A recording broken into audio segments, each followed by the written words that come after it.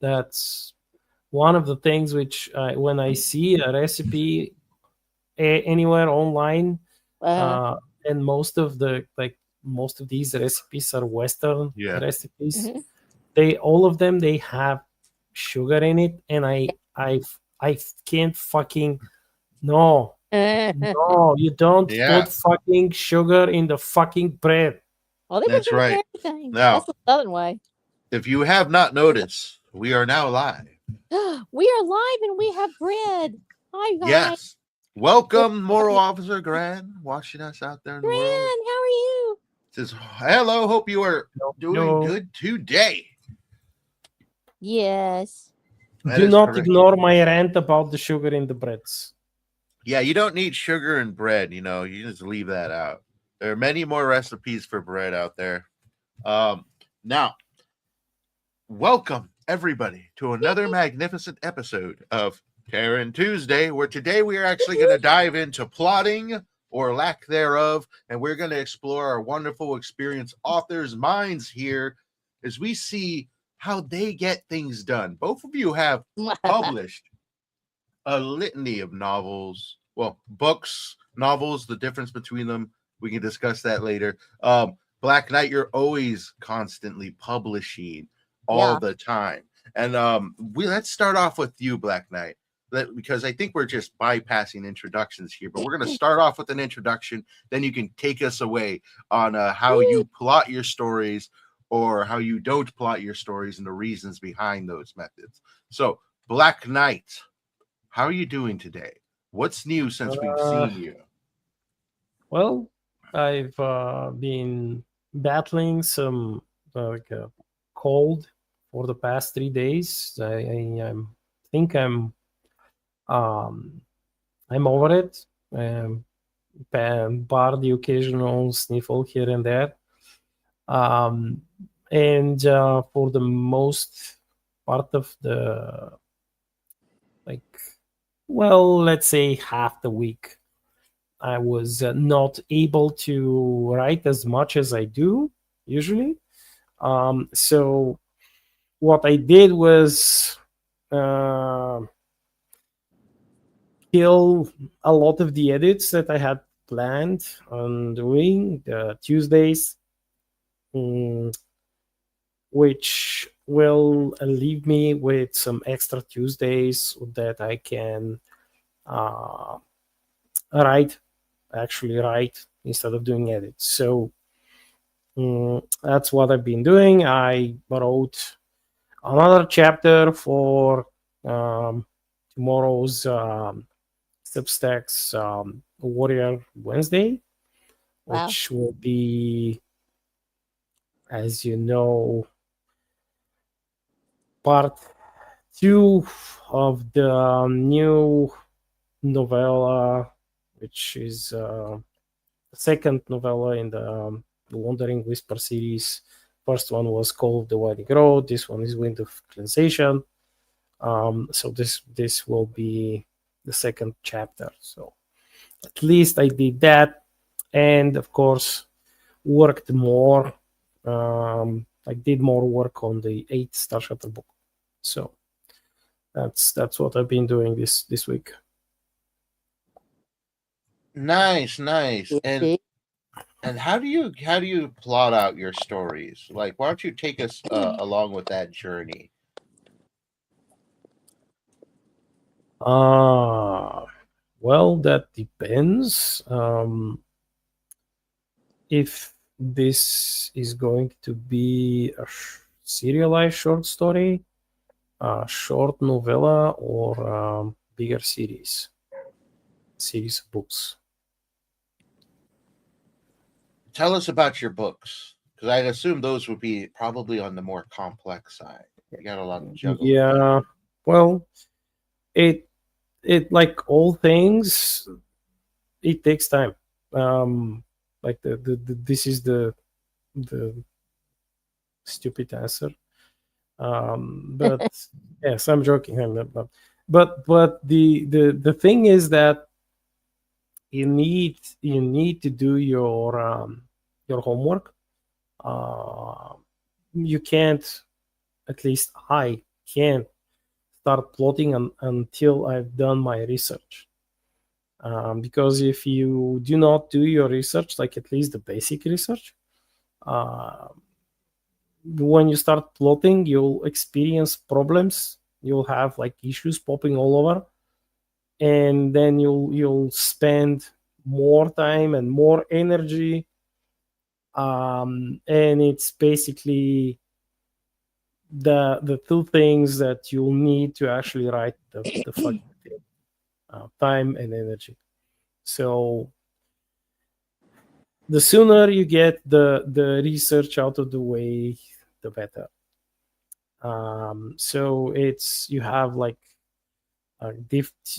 three types of different research, like the basic outline research, the usual, the normal stuff, and the expanded universe style research. The first one is, let's say you're writing a book about the Musketeers in France, in glorious France.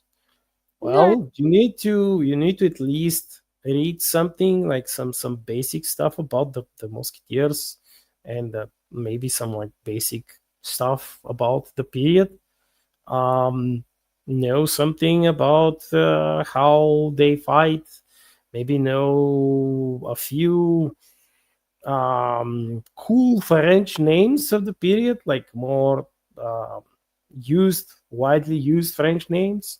Maybe, let's say, read about 2, 3 historical figures so you could develop your own characters, and that's it. That's the basic stuff.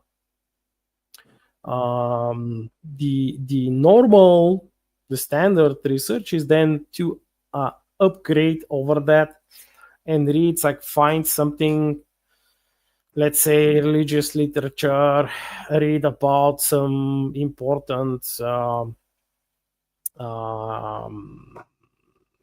figure from the period, some, let's say, maybe some monk who written literature about various aspects of religion, or let's say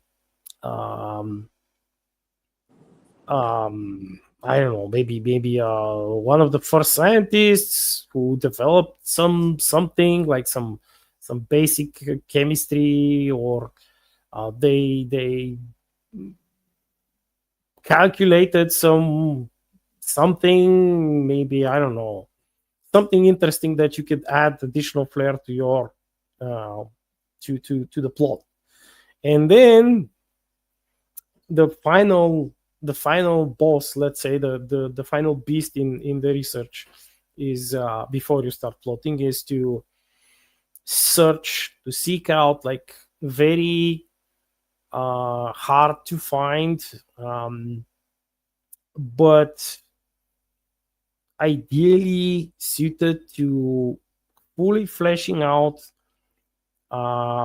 small aspects of your characters and smooth areas of your plot later, like some factoids and things that people don't usually look for.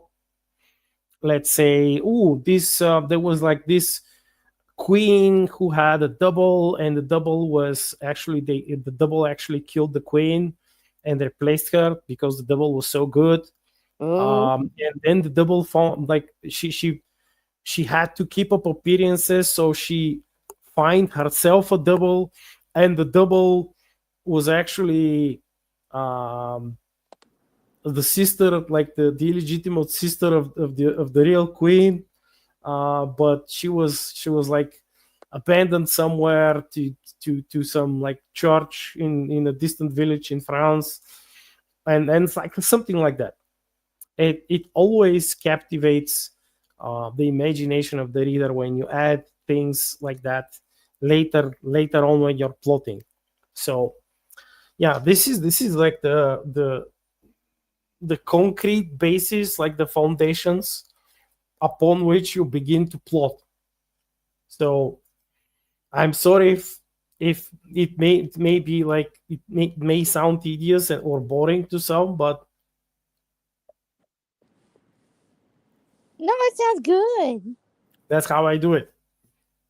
Yeah, that's really good. Well, you need to have depending clear actually rarely do you not need an understanding of something when diving into a story, into a new element, a new world, a new character.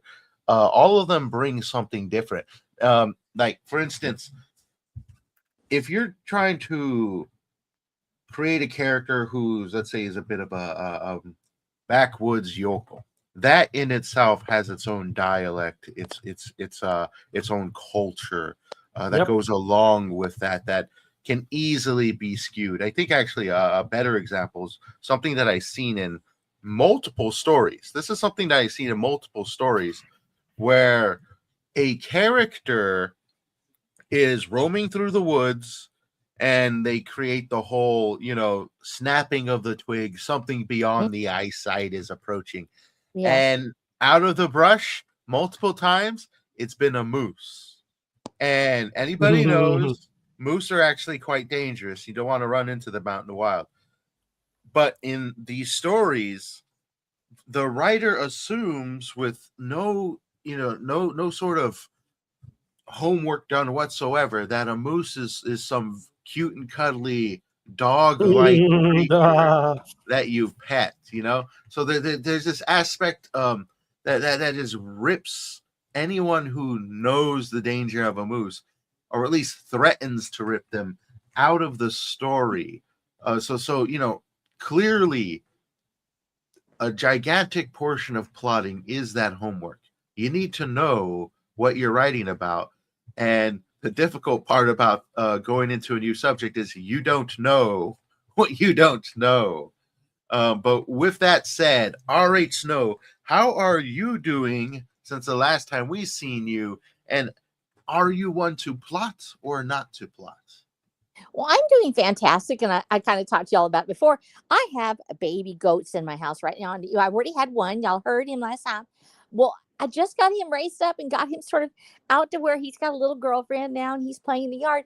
And two little tiny baby goats were born last night, right in the middle of the pasture. Chief came home and I heard a noise, and they were premature, so now they are in my house. So if you hear something yelling, it's the little teeny tiny baby goats, and I'm trying to get them safe. So if you hear me suddenly jump off of here, that's what I'm doing. Is I have these precious little baby goats, and I'll see if I can send a if I can send a picture to the chat so I can see if I can get it there. Let me see if I can do that real Oh, quick. that'd be fun. But I Nat- yeah, well, I'll do it when I leave here. goats, they call them nature's automatic lawnmower.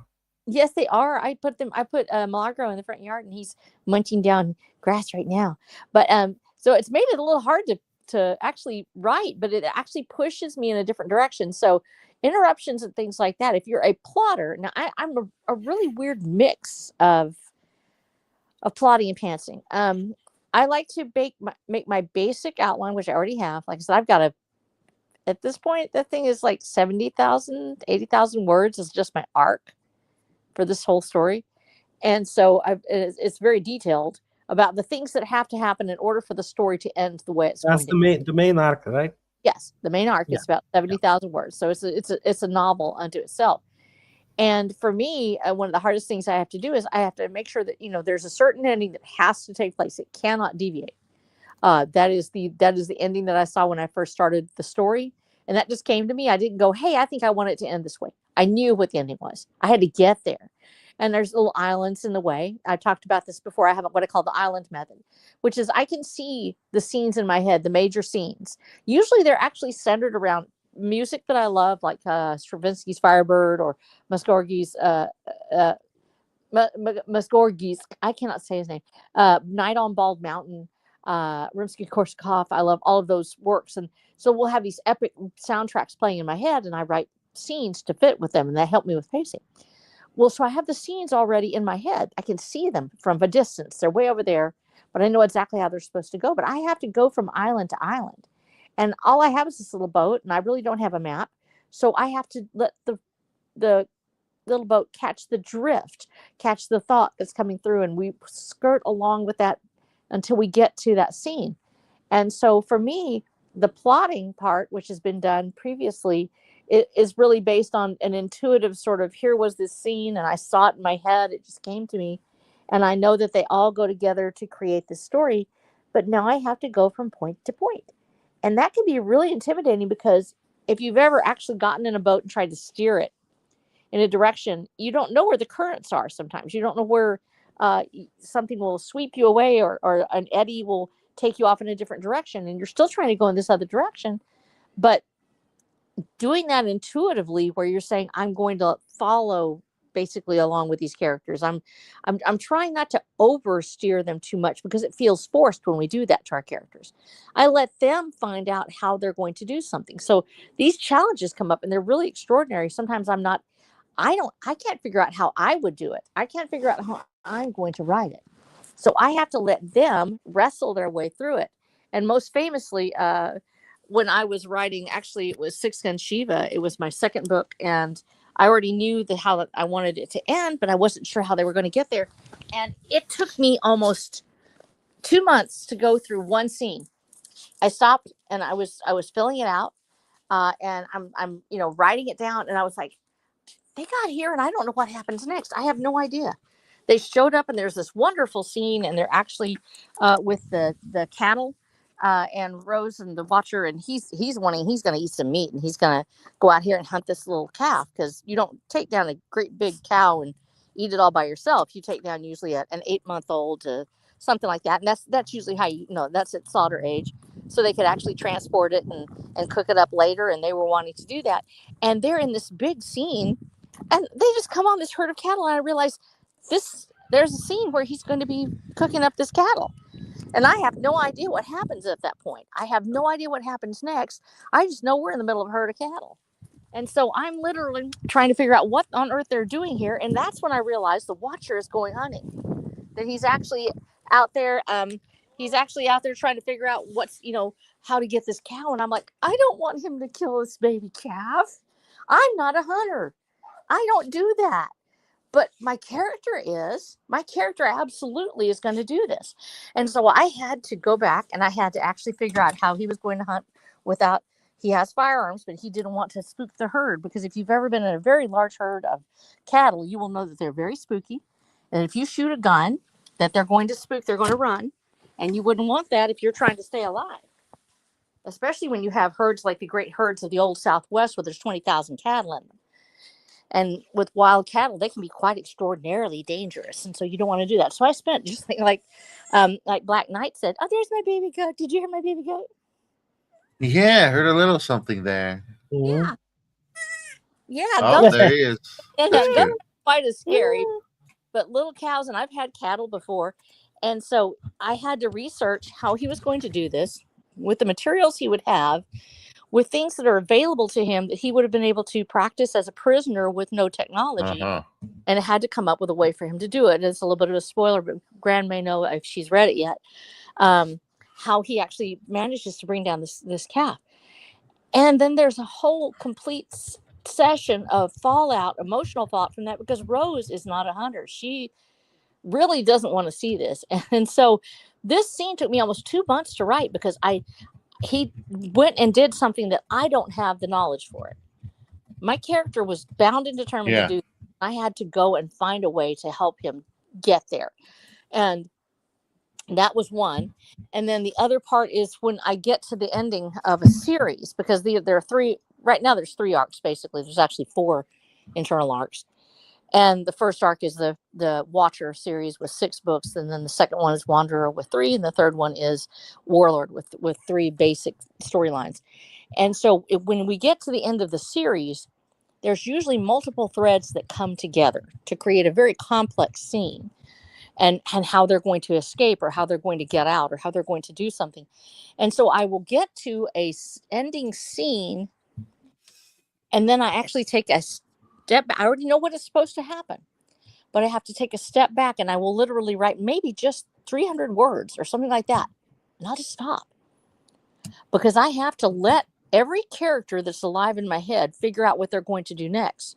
And it's one thing when you have one character and he's working against the the universe as a whole, let's say, or a system as a whole. But for instance, in Watcher the Damned Watcher, at the end of the series, there is a very complex scene where we have at least 8 active characters that each have a part to play, that if they don't do each part just right, an absolute catastrophe will result. And one of the things is, how do you nod to that catastrophe? Because if we make meticulous plans for our characters and it always works out perfectly every time, that does feel false. The most important part of any emergency plan is to understand that accidents will happen and Murphy's Law is in place. No matter what you do, no matter how well you plan, something will go wrong. So not only do we have this scene that we're driving towards, I don't want to call it an ending that I must make happen. It is a scene that is going to happen. Think of it like predicting the future or prophecy. It's a prophecy for these characters. How are they going to get there? Well, things can't go perfectly. They're not going to. So in addition to having 8 characters, each one of them with their own thing that they must do in order to bring about this complex battle scenario, there are things that are going wrong at the same time. There are things that are going to absolutely change the trajectory of the story downstream from it. And one of the most devastating things occurred when I actually had a character end up in a place that she really wasn't supposed to be. And it didn't matter that I didn't want her there, because it changes the way that I have to write the story downstream from it. It doesn't change the ending. It doesn't change the main character's story, but it changes the trajectory of the whole party, of how they're going to deal with certain situations. And I was devastated to find out what happened to her. And I had to go back and I had to research it, not just for what happens to her. It's Araceli and it's in book 6, not just for what happens to Araceli in book 6, but what happens to Araceli 3 books later. What happens and how are we going to deal with it as a party?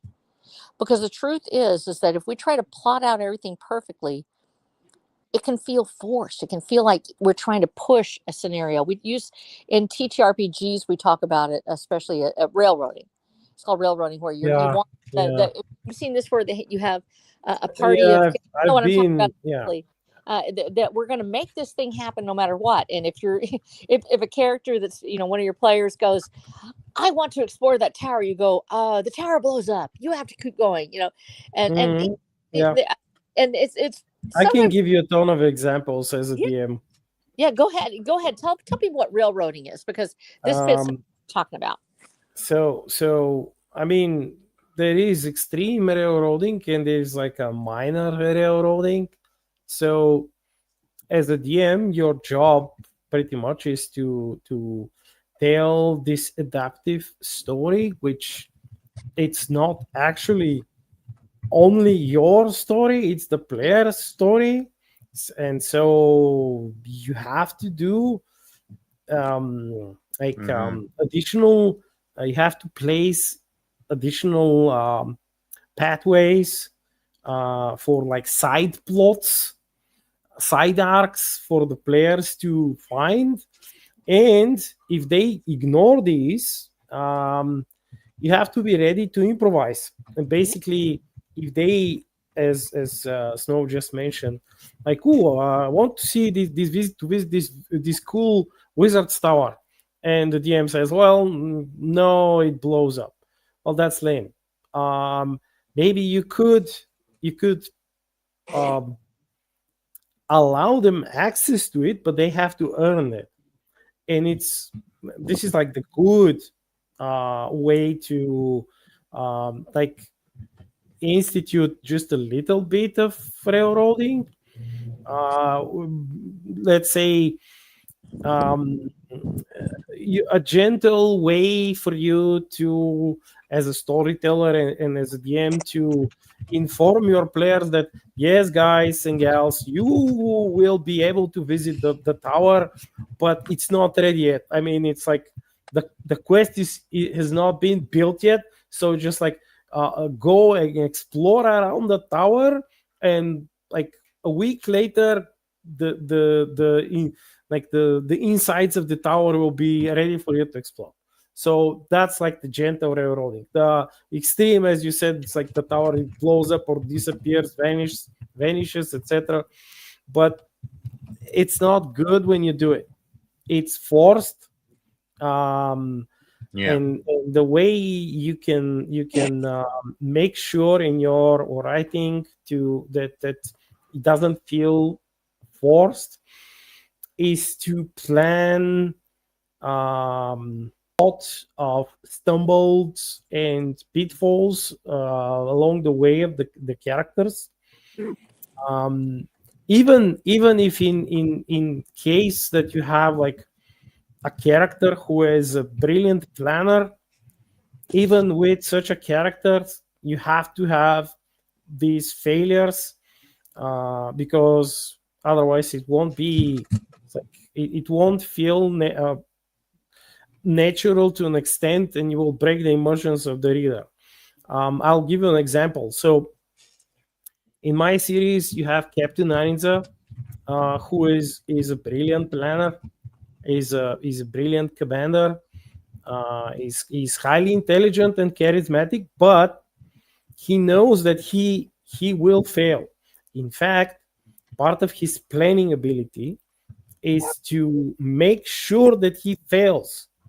But if he designs the failure to be of his choice, almost, and in some cases it's perfectly, almost perfectly in an area that he chooses to, so that yes, he planned it, he knows that he will surely fail somewhere, and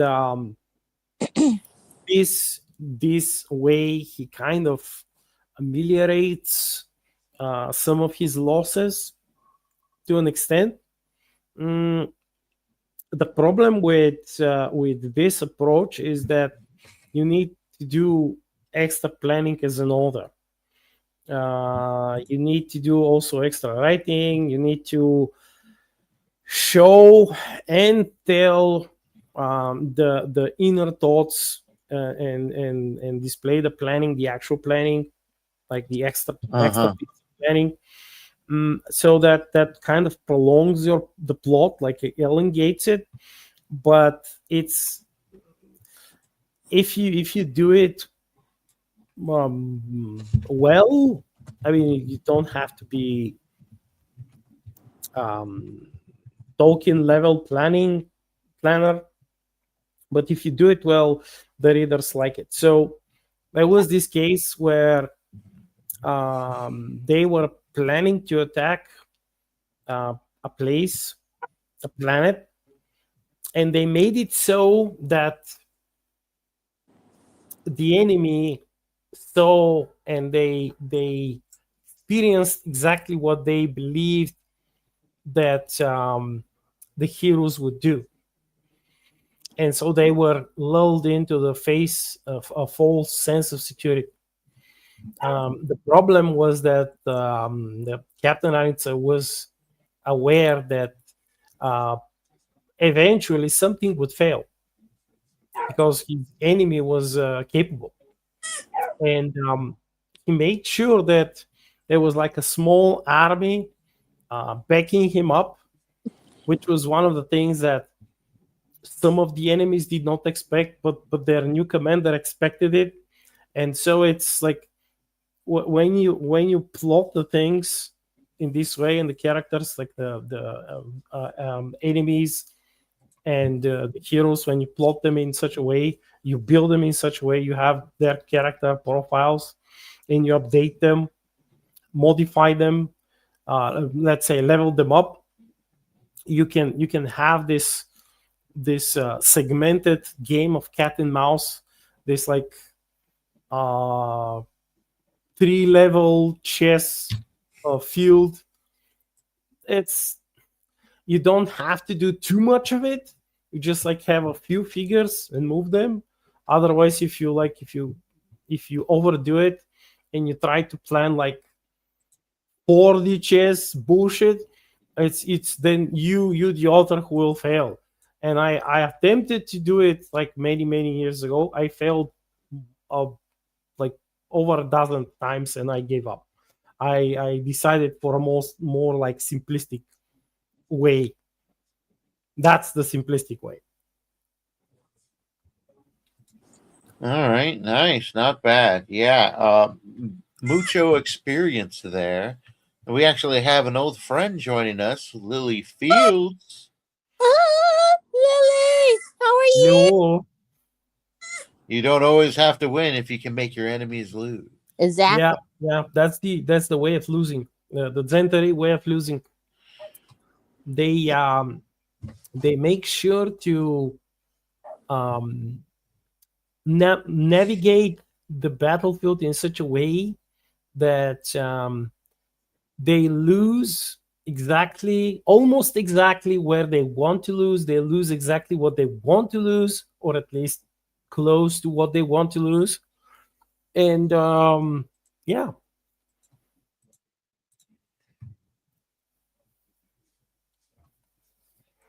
Nice, nice. Well, I Once think that again, go ahead. Sorry. I think that when you're talking about captains and people doing things, one of the reasons why captains are captains. I know, I hear you. I'm coming in just a minute. I'll be getting off to help him in just a second. But one of the things that people don't realize is people in leadership get there not because they are or shouldn't get there, but just because they're promoted for doing things in the background. That's how you lose wars. They they win and they get ahead because they know something. They know how to take advantage of bad scenarios and make them into good ones. And when you take, and I think it was Lily that said that people who know how to make the enemy lose, even if they're in a bad situation, the turning the situation around to make it to where it is no longer exactly. yeah. And that's the thing is Yeah, that we have to draw on real life real world experience. And one of the best ways you can find out is study all the great characters, not just the characters from science fiction or fiction. Study all the great characters of history. What did they do? Learn about Napoleon. Learn about Shaka Zulu. Learn about the great leaders of militaries around the world. Alexander, anywhere you want to think of, Sun Tzu. Read the works of Sun Tzu. Figure out how they managed to win in spite of losing. And it doesn't have to just be large scale either. One of the things that I read the Book of Five Rings long ago when I was much younger, and it heavily influences the Watcher's actions. He actually is a devotee of Miyamoto Musashi, even though he's not perfect in that regard. In fact, he has a problem with a couple of those things, and it turns up later that that's why he has some of the issues he does, is because he's not able to fully embrace being a that samurai alone against the world, because he does long for a company. And so that's a running theme. But he utilizes the strategies of Miyamoto Musashi in dissembling his enemies, in figuring out how to take advantage of bad situations or when things go wrong, how to turn it into chaos. And when we learn about these characters from history, not just from fiction, we have to go back to history. Real world scenarios build characters that are realistic. We have to learn how to do that. And I think that we've lost a little bit of that. And that's why some characters feel forced. They become a plot armor. Your readers already know that your main character is probably going to live. That's plot armor for your character. I want them to ask, how are they going to do this? How are they yeah, going to get out alive? exactly. That's They the idea. and the only way And that can that's the happen, hard part. That's the hard part. read about it and find out how people in history did manage to get out alive. How did they make it out of those incredible scenarios? History builds our own character, and so we want to let that guide our characters in our books. And the other thing is when Black Knight was talking about the players choosing something, and we don't want to railroad them at the same time. We want them to get to a certain place. There's a goal that we have in mind. It's not an open world, and so for my characters are essentially players. I'm the dungeon master in my story, but my characters are players. And when they come out and they actually do something that's unexpected and it's so compelling that it's great storytelling, I'm like, you know what? We're going to let this happen. They have to figure out how they're going to make their objective. And in fact, one of the things my characters do frequently in the story is they state their objectives. They actually talk about it because we do have military leaders. We have leaders in the story. So it really helps because they talk about what their objective is for this particular section. They talk about what they're trying to accomplish. And when they do that, the reader knows, hey, we've got to get from point A to point B. and they know too. There's no question in my mind. Once Dominic is one of my main characters. He's actually a mentor to Evangelo and becomes a mentor of sorts to the Watcher. And he's actually a behavioral specialist. He knows how to make people do things, how to manipulate them, and he's used this throughout the years to get people to do what he wants. And he's open with them. He studied behavioral psychology. And so, since he is the system's basically one of the architects of the system, he's able to tell them what it is that the system wants them to do and how it wants them to get to do it. And because of that, he's very goal oriented. He frequently states the goal. Now, when Dominic tells me a goal in the story, and he'll actually sit down, and I know a little bit about behavioral psychology, and my son is actually was a psychology major. And so I've leaned heavily into that. Also, as a teacher, I studied behavioral psychology. And so I utilize that quite a bit. And when Dominic speaks and he says, we're going to use this as a goal, this is what we're going to do, I have to listen because he is one of the leaders of this revolution. Now that he's stated that goal, my characters can go off and the players can be choosing one thing or another. They still have to manage to get to that goal because Dominic has rank. He in the story and in my own life, actually. So it really helps me because I'm able to go back and say, you know what? I know you're wanting to do this thing, but Dominic says you're headed to this objective and your goal is to do these things. If side quest happens along the way, that's fantastic. If something else is taking place, but if the characters get too far off track, Dominic brings them back in to say, we have a goal and mission creep is happening and you've got to get back on track. And we'll actually write it into the story. They get sidetracked, and Dominic will be one of the first ones to tell them, hey, you better turn this around somehow because we're fixing to miss our objective.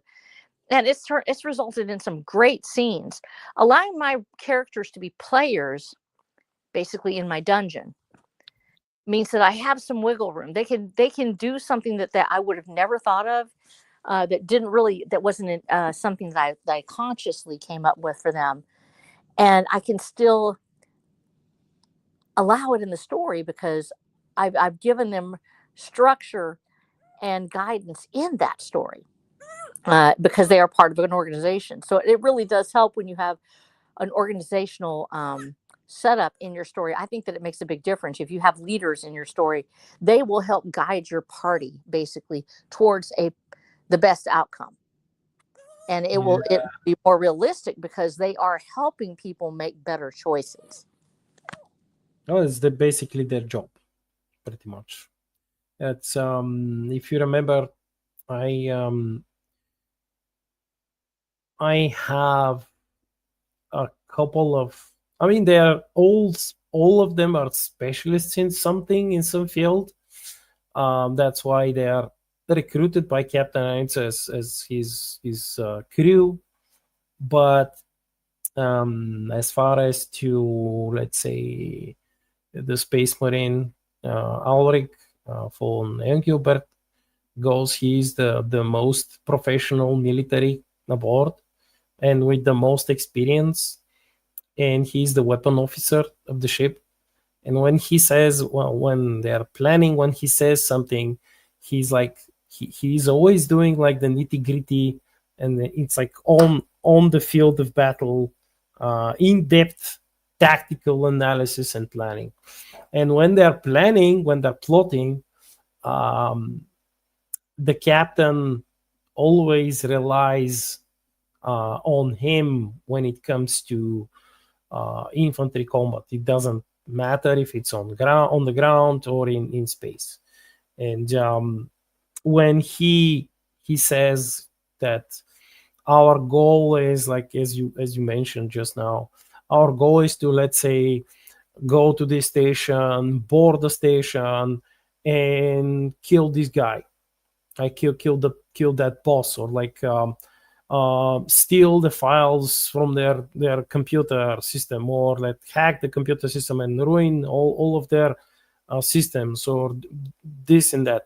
They have like a list of different goals, but there are not too many, and they always have like contingencies in case something bad happens. And part of this plot, part of the plot is giving the reader some of these contingencies, so that it's almost like the Chekhov's gun in screenwriting. You mention it, although it's a book, you're not always obliged to use the Chekhov's gun.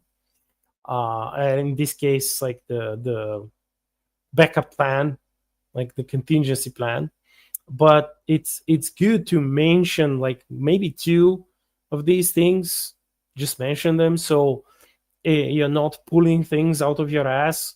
Like, and this is like a more coherent and realistic plot, even though it's a fantasy. Maybe it's a fantasy or science fiction or horror fiction or whatever. Like maybe they're going after some, let's say they're going after a mummy. The mummy has a reason, like they're locked in a museum and the mummy is killing them, and they have like they have to survive. They have to survive the night.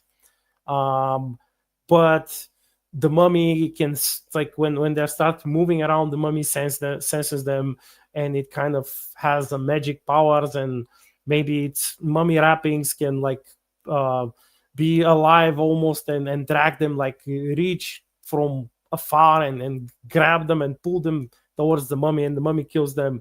Or let's say the mummy looks at them, and if they lock eyes with the mummy, they die, like their heart stops or something. The curse of the mummy. And they have to think of a way to stay alive. Like maybe they will decide to hide, like crawl somewhere in the ventilation and hide there. Like it will be super bad, super like uncomfortable, but maybe just maybe they will survive.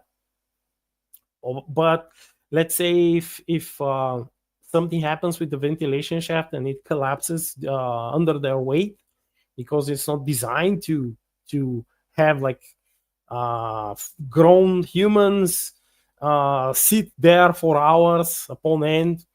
And let's say the ventilation shaft, like the tunnels collapse, and the mummy hears that, and the mummy goes after them.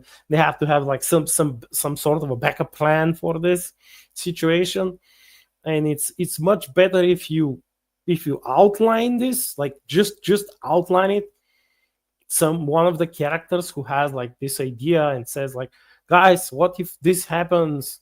And let's say there is another character who says like, no, it's not possibly good. It's like, the plan is foolproof, it's not going to happen. But that other guy is like, no, just have this in mind, guys. If this happens, we'll do let's say we'll run for this storage area where the door is extra strong, and we will probably be able to survive the mummy's onslaught for like, let's say an hour.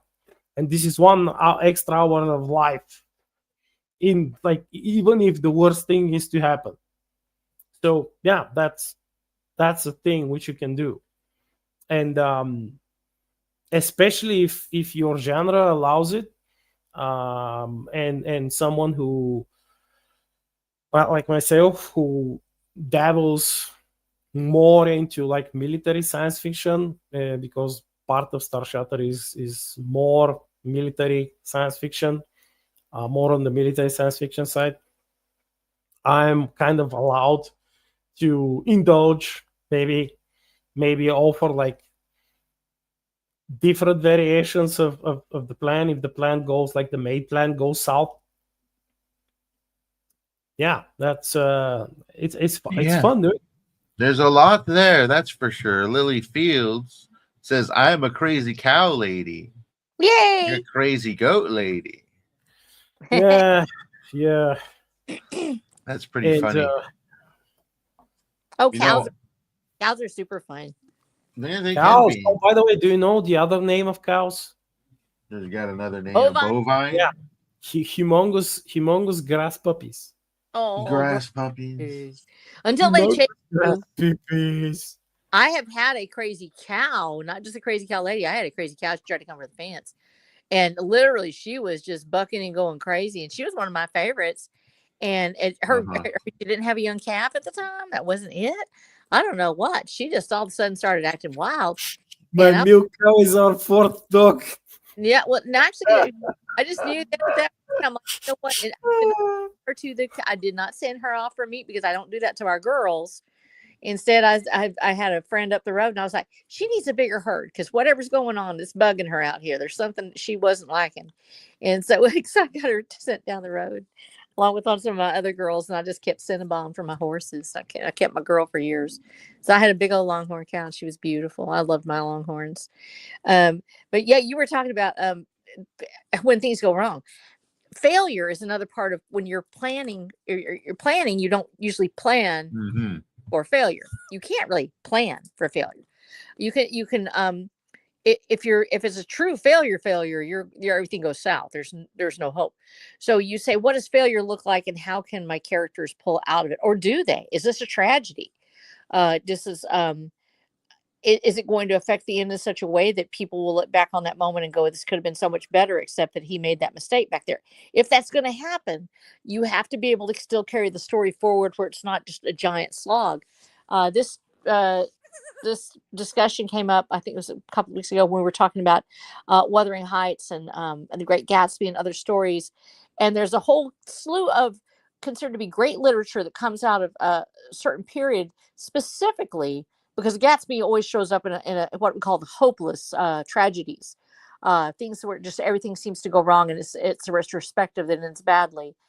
And we talked about a group of writers that come out of the First World War, and you have Hemingway, you have F. Scott Fitzgerald, and both of them are famous for their bleak stories. That there's still humanity there. There's beauty in the prose, and the stories are told wonderfully, but things end badly usually. It's very depressing sometimes, and reflected real life that these men were going through. And then you have other World War I writers, notably C.S. Lewis and Tolkien.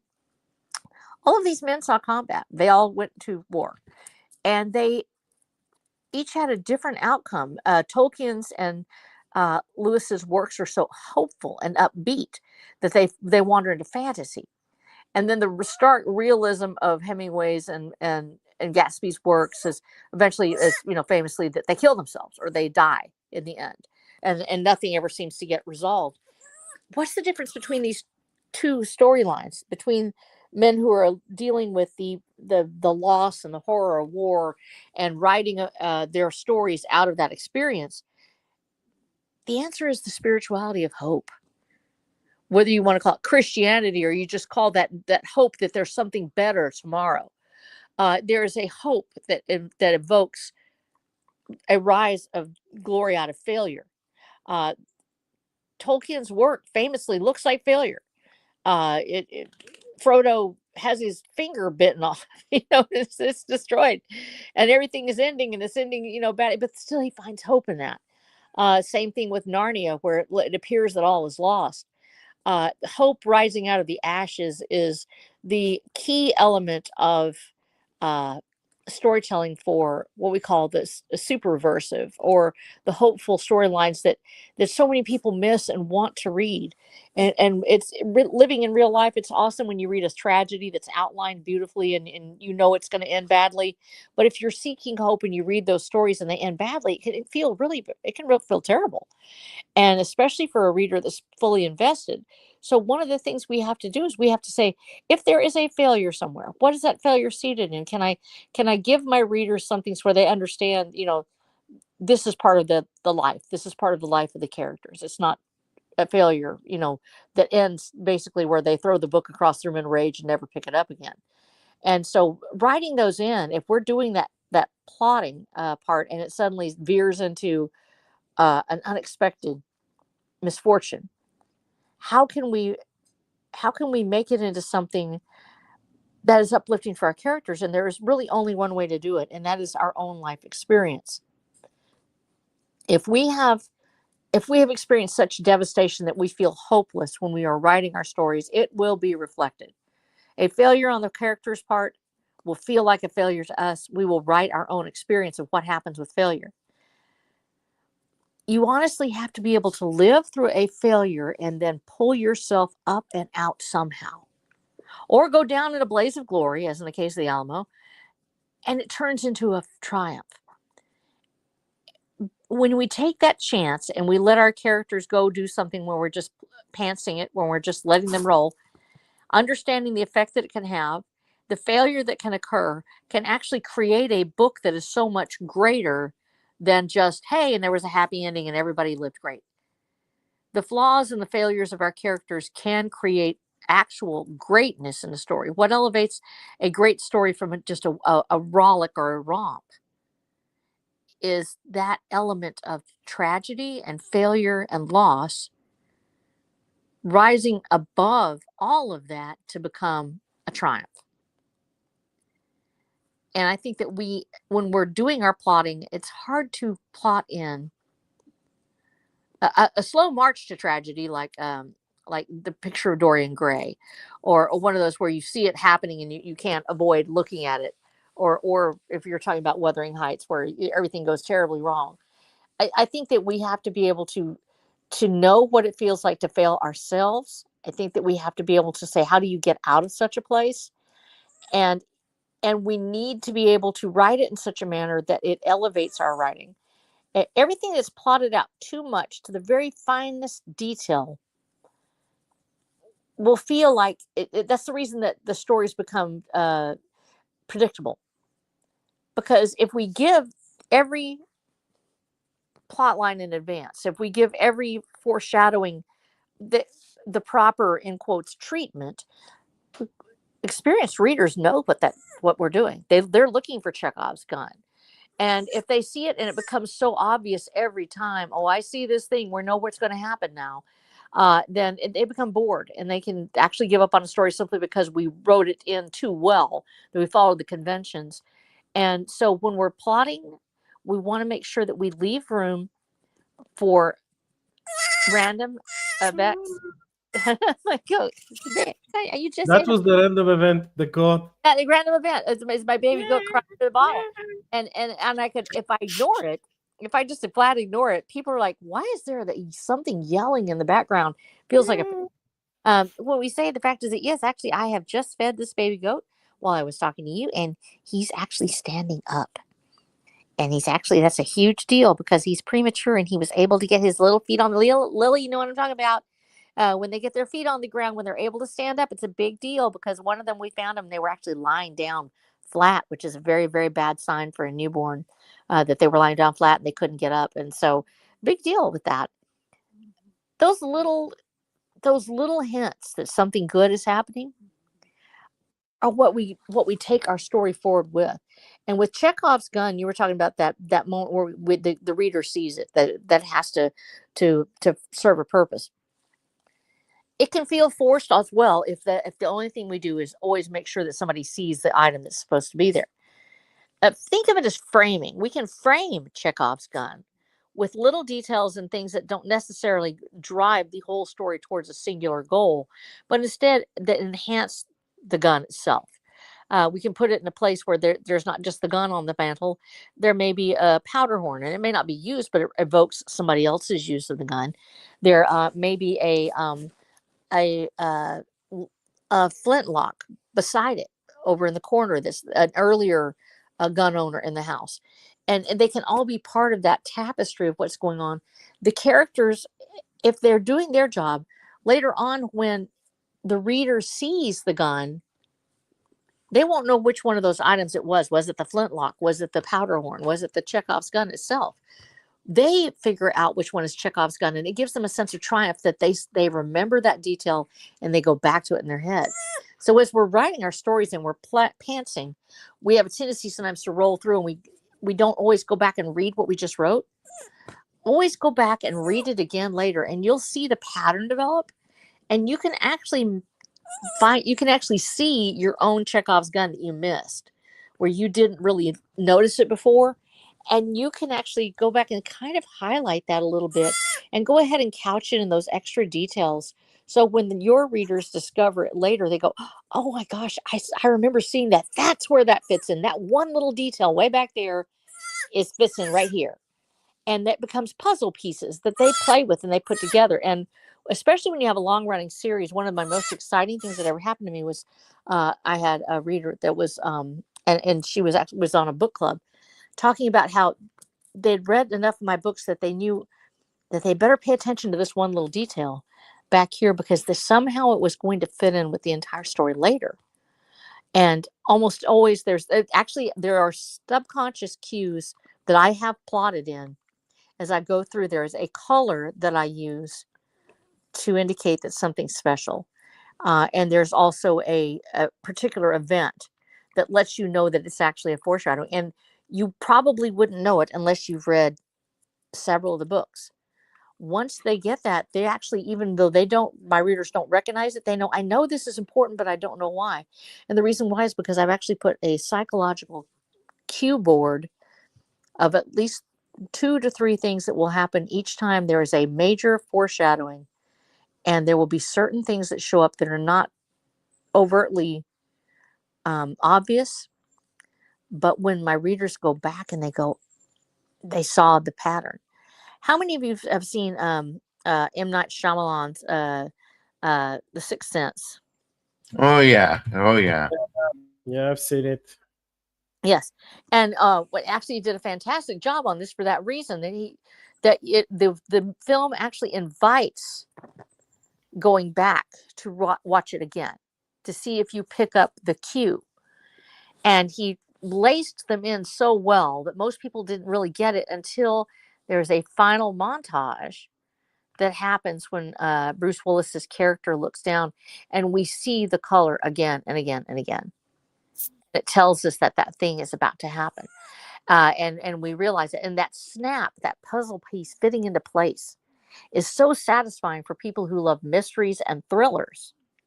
And to see the architecture of a story being fitted into place for us to discover it, little clues left behind by the author, are so thrilling to a reader. And I say that because I love those things. I love it when it's done in video games. I love it when it's done in TTRPGs. Famously, TTRPGs will actually do this, where they have that's when they try to get the characters, the players, to move forward to a certain place. They're looking for a little hint somewhere, something that says you should go down this hallway. And we're sort of doing that with our readers. We want them to go along this journey with us, and we want them to have that invitation to go explore this hall with us, go see what's at the other end.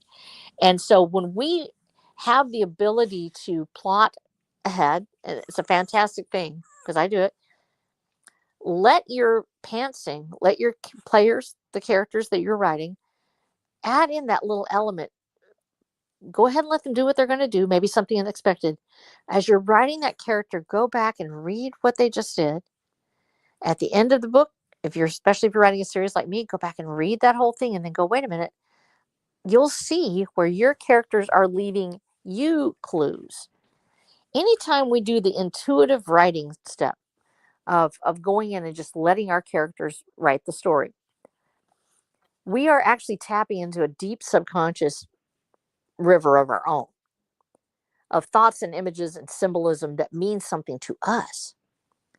And when we discover that properly, when we actually know ourselves well enough that we see that blossoming of whatever facet of our own self that's in this character, and they're dropping these clues along the way. This is a piece of you that you thought died back when you were 6 years old. In reality, it's still there. It's still alive, that wonder and that grace. And your 6-year-old self is showing you something that was important to you at the time. Same thing with the character that's experiencing heartbreak, the one that you're writing. We usually recognize ourselves in those. It's really hard to write heartbreak unless you've actually been through it. Real recognizes real.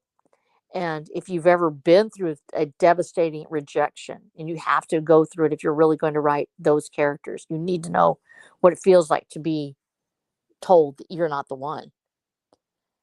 If we've been through that, we see the clues that we get finished reading what that character's gone through. We see that piece of ourselves in that little part, and we can pick up those clues and we can weave them in and highlight them for our readers to say, here's your clue. And that becomes part of our own map for these characters, and I think that it's almost like I say I love. I love the fact that I plotted. I was able to do it. I was very happy with that. But the pantsing part of it, the spontaneous creation of story on an intuitive level has been so gratifying for me as an author. Not just because I got a chance to discover myself, but my readers are seeing snippets of my life that I would never be able to even talk about if it were not for the story. To be able to share something that's so deep that doesn't come up in a normal circle, and to go, here's this raw edge of emotion. It doesn't always come out from plotting. It has to come from that intuitive flow. And when we actually tap into that and that raw emotion of whatever kind it is, that's where the magic of writing occurs. The actual humanity takes place. Our structure helps us frame it. Our plot helps us carry it forward. But it's those little moments of majesty that make the biggest difference. And we need to allow ourselves that as authors. That actually really reminds me a lot of this interview I was listening to with Dean Koontz. Oh yeah. Took a very similar approach, talking about how he would initially write his plot, and then he'd start going down, the plot road, writing the beats as they come along. But then his characters would take a life of his own, and they would create much more interesting plot points to follow down the road. And as you went down that road, the plot would shift, it would change, it would become their own, and then the characters would become much more influential to the story. So he sort of started off with plots, but said he went along, he just kind of leaves them behind as the story sort of unfolds. Yeah, his mind is working like in a truly wonderful way. Like not everyone can do this. Yeah. I mean, you definitely have to kind of have a good understanding of who your characters are. They need to be fleshed out enough for you to see them as individuals and not just say plot points or another element to your story, like an ingredient. Do you know what story. I do? What's up? When I after I finish with the research, the basic research or like the advanced research, and I complete my like the outlines of the core ideas of the book for the plot. I conceptualize the characters. I fully conceptualize them, and I mean, I draw in from my DMing experience and building characters and NPCs and villains and such, and I make character sheets for them. At least back in the day, I made full character sheets with equipment, skills, etc., etc. I mean, sometimes it's not needed unless the character, as you said, like takes a life on its own. And I had a few characters that did that. For example, one of the favorite villains, who is the second in command villain of the coalition, Supreme General Nettle, who starts as a failure. He starts as an utter failure.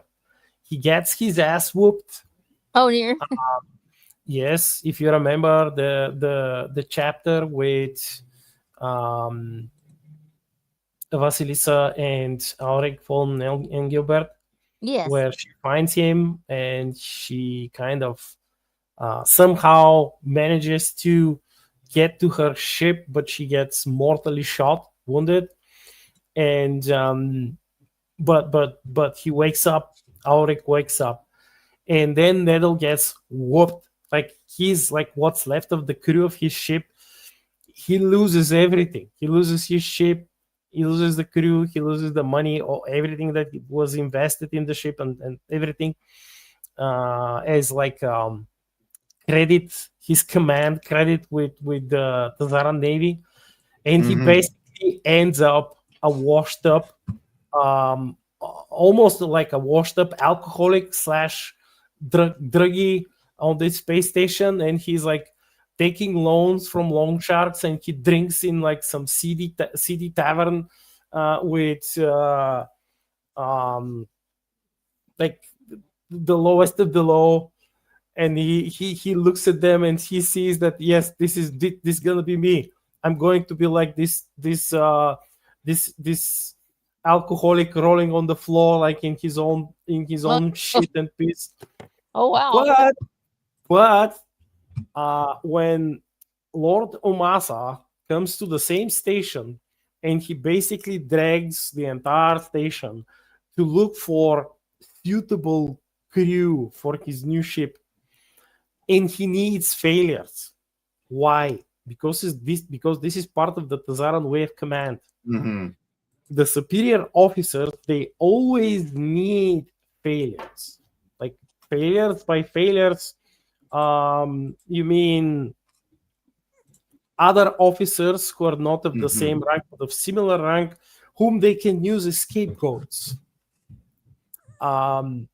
When they kind of fail, it's like, yeah, but this guy or this gal, like who was up exactly under me, when I gave them my orders, they failed my orders, they didn't obey my Mhm. orders, so that's why it's not actually my failure, it's their failure. They managed to get away with it. Ah, all So right. that's how, like, this is one of the ways how I built Lord Tomasa, like as a, Mhm. because he's a bit of a higher on the nobility scale than most Tazarans, and he has this upbringing, and he's like, yes, I am super competent. He, of course, he has, that was part of his character build, that he had to have this ego, and like, yes, I completed all of this stuff in the academy, I was top of my class, I had the highest scores, like everyone sang me praises, I'm the best of the best, my father was the best of the best, I will be the super bestest invader ever, like the mostest, the strongest, the most genius. And he goes into his first battle and he fails. Ah. And then even the failure that he had taken as a plan B, even that he cannot use because he fails. Mhm. And how does he go around this failure? Well, he lies. Ah, all right. He lies, of course. He lies, and he fabricates a triumph. And best of all, even though he fails, he Yeah. survives. He survives with his command intact, with his crew mostly intact. I mean, he has losses, but Mhm. look, guys, I was actually successful, and Yeah, yeah. none of his officers will ever dare say anything, because, well, we actually look good now, Yeah. because the boss looks good, we look good. Well, we're actually gonna like help him lie even better. That's funny. Yeah, I've definitely seen a storyline like that before from an old school video game. I don't remember the name of it, but it kind of always stuck with me because of just the cheekiness of it.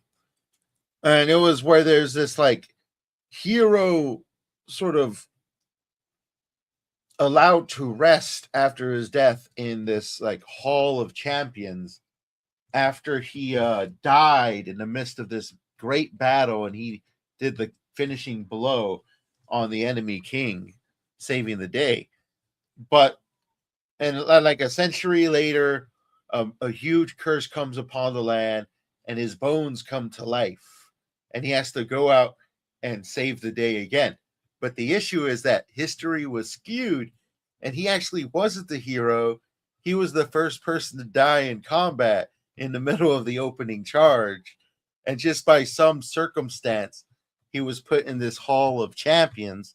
So the champion to sort of be resurrected to save the people was this false champion, which is sort of like, it puts a twist on the hero's journey, where your hero from the beginning has already failed and they're starting from a place of failure, and it can add a really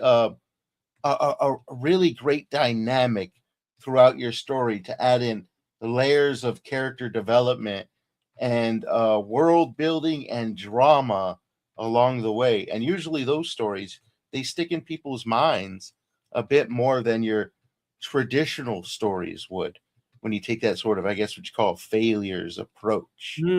Yeah. But with that said, we got about 9 minutes till we wrap all this up. So why don't we go ahead, let the crowd know where we can find you, and give us some of your final thoughts. Let's start off with you, R.H. Snow. Ooh, excitement and adventure. You can find me at watcherthedam.com, where I have all 8 of my books and the World Guide and TTRPG. There, you can also get them on Amazon. Look under Watcher of the Damned, and the whole series will pop up. And I love hearing from my readers. I love all of y'all out there. Thank you so much, because I know some of you are listening. You guys make all the difference in my life. There's no thrill. Pantsing, plotting, whatever it is. When I read something from you guys and you tell me you liked it, my whole world is suddenly just all glowing and beautiful, like this baby goat over here. Yeah. My whole world becomes warm and cuddly, and I just want to, love everybody. So you guys make a huge difference for us. You're the reason that I can get out there and take 3 months to write a scene, because I'm writing it for you guys. I want it to make you happy. I want it to make you think. I want it to make you feel. And I don't want it to just be me following a line that I put up in my own head of a story that I want it to turn out this way. It is the interaction between reader and author. You're in a world that I created, but you being in that landscape, it was created for you. It was created so you could be there and you could explore it. And I love hearing from you guys about it. And if you have some, comments about it or want to talk about it, yeah, feel free to come on here and you get in the comments with us and talk to us. Or you can also interact with me on Twitter, where I have a pretty decent sized, account there. And it's wonderful to hear from my readers there. And we love you guys so much. And thank you for listening. Thank you for hearing what we have to say about this. Because I know there's times when I'm not really all there because I'm playing with ghosts or something. But when I hear from you guys and I see what you say, it just makes me so happy. So thank you for being here and listening to us. I love you. Well said. And the community loves you too, Aw. R.H. Snow. Yes. But the Black Knight, what are some final thoughts, and where can people find you?